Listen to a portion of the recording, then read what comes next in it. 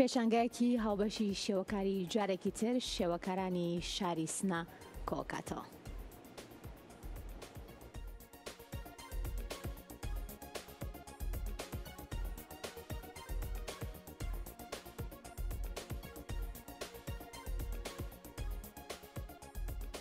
تعدادێکمان مشخص کرد بۆ هونەرمەندەکان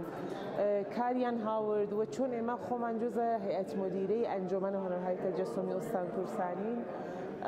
زەنگماندا لە هونەرمەندەکان کار ئەسەریان هاورد و ئەسەرەکان لە فیلترێک و ڕەتمان کرد گەرەکمان بوو بیشتر تەناسۆبی بێ لە تەک فەزای نەمایشگا و فەزای کارەکان بەیەکەوە منتها موضوع مشخص یا بيجين لسر موضوعك واحد ونا اصلا وانا بو نقاشي چون دنياك فوق العاده آزادي هست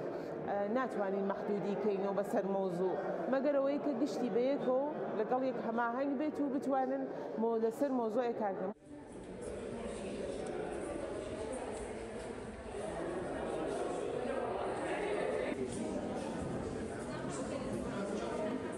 موضوع آزاد و ئەم نمایشگا کە ئەنجومەنە هونەرهای تەجەسومی و سنە بەرگوزاری کرد کە جەمع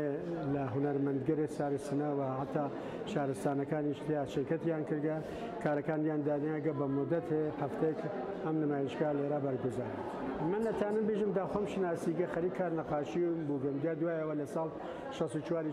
چوون بە تەرەف مجەسەمەسازی بەربەست شێوە ئیسپادەکەم و تایسە ئێدامەی بووگە تا تەوانم دە خەریکمەم بکەم.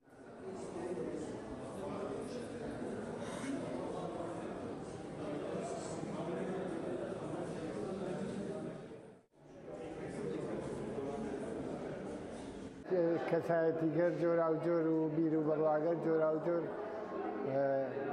دەنگدانەوەیەکی جۆرا و جۆریشی هەبێ وەختارێ مۆزوعیان ئازادیش کردووە ئەوە زۆرتر یەکاتەوە بۆ بوونەوە نمایشگاکردی شانگاکە بەو جۆرە ئەیبینین.